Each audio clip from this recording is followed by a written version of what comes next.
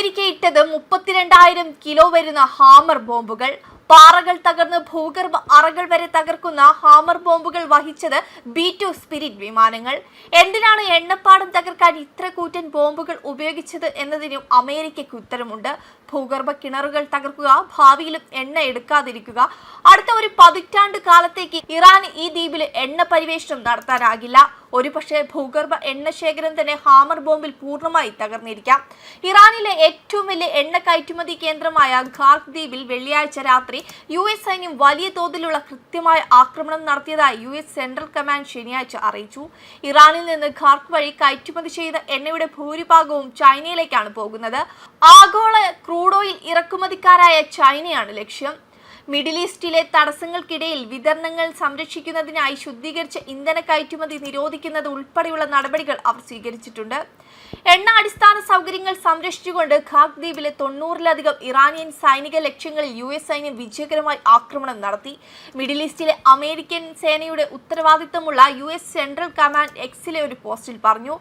Iran വൻകരയിൽ നിന്ന് 30 kilometre അകലെയുള്ള വടക്കൻ ഗൾഫിലെ ഒരു തുരുമ്പിച്ച പ്രദേശമായ ദ്വീപിലേക്ക് മിസൈലുകൾ പതിക്കുന്നതും വലിയ പുകപടലങ്ങൾ ഉയർന്നു വരുന്നതും കാണിക്കുന്ന 1 മിനിറ്റ് ദൈർഘ്യമുള്ള നിശബ്ദ വീഡിയോയും ഇത് പുറത്തുവിട്ടു.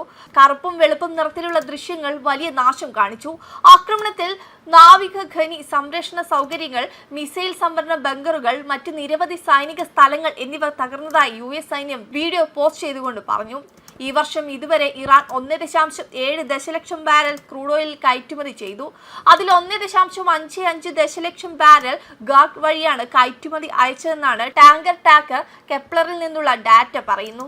അതായത് അമേരിക്കൻ ഹാമർ ബോംബുകൾ തകർത്തത് ഇറാന്റെ നട്ടെല്ലായിരുന്നു. ഇറാൻ എന്ന എണ്ണ സമ്പദ് രാജ്യത്തെ ലോക എണ്ണ ഭൂപടത്തിൽ നിന്നും തുടച്ചു നീക്കുകയായിരുന്നു ഹാമർ ബോംബുകൾ. കെപ്ലർ ഡാറ്റ ഉദ്ധരിച്ച് JP മോർഗൻ റിപ്പോർട്ട് പ്രകാരം ഖാർക്കിന് ഏകദേശം 30 ദശലക്ഷം ബാരൽ സംഭരണ ശേഷിയുണ്ട്. മാർച്ച് ആദ്യം വരെ ഏകദേശം 18 ദശലക്ഷം ബാരൽ ക്രൂഡ് ഓയിൽ കൈവശം വെച്ചിട്ടുണ്ട്. ടാങ്കർ ട്രാക്കർ.com അവലോകനം ചെയ്ത ഉപഗ്രഹ ചിത്രങ്ങൾ പ്രകാരം ബുധനാഴ്ച ഖാർക്കിൽ ഒന്നിലധികം വലിയ ക്രൂഡ് ഓയിൽ ടാങ്കറുകൾ ലോഡ് ചെയ്യുന്നുണ്ടായിരുന്നു. ഹോർമൂസ് കടലിടുക്കിലെ കപ്പലുകൾക്കെതിരെ ടെഹ്റാൻ ആക്രമണം നടത്തുന്നത് നിർത്തിയില്ലെങ്കിൽ ഇറാന്റെ മിക്കവാറും എല്ലാ ക്രൂഡ് ഓയിൽ കയറ്റുമതിയും കൈകാര്യം ചെയ്യുന്ന ഇറാന്റെ ഖാർക്ക് ദ്വീപ് കേന്ദ്രത്തിന്റെ എണ്ണ അടിസ്ഥാന സൗകര്യങ്ങൾ ആക്രമിക്കുമെന്ന് പ്രസിഡന്റ് ഡൊണാൾഡ് ട്രംപ് വെള്ളിയാഴ്ച ഭീഷണിപ്പെടുത്തി. ബോംബാക്രമണത്തിന് തൊട്ടു പിന്നാലെ ട്രൂത്ത് സോഷ്യലിലെ ഒരു പോസ്റ്റിൽ മിഡിൽ ഈസ്റ്റിന്റെ ചരിത്രത്തിലെ ഏറ്റവും ശക്തമായ ബോംബിംഗ് റെയ്ഡുകളിലൊന്നിൽ ഖാർക്ക് ദ്വീപിലെ സൈനിക ലക്ഷ്യങ്ങൾ പൂർണ്ണമായും നശിപ്പിക്കപ്പെട്ടുവെന്ന് ട്രംപ് പറഞ്ഞു. വെബ് ഡെസ്ക് കർമ്മ ന്യൂസ്.